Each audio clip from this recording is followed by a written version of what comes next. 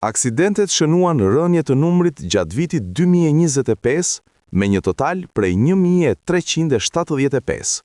Kjo shifër është 17.5% më e ullët se ajo e vitit paraardhës. Instituti i Statistikave publikoi shifrat e aksidenteve rrugore, ku rezulton se vetëm në vjetor 2025 ishin 130 aksidente. Në muajin dhjetor 2025 janë regjistruar 130 aksidente rrugore, nga të cilët 176 persona janë të aksidentuar.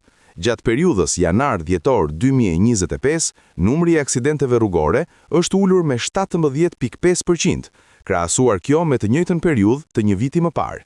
Thuhet në publikim, Instat vlerëson se aksidentet rrugore në 87.7% të rasteve ka ndodhur si pasojë e sjelljes së drejtuesve të mjeteve, ndërkohë që pjesa që dominon si shkaktar i tyre është grup mosha e re.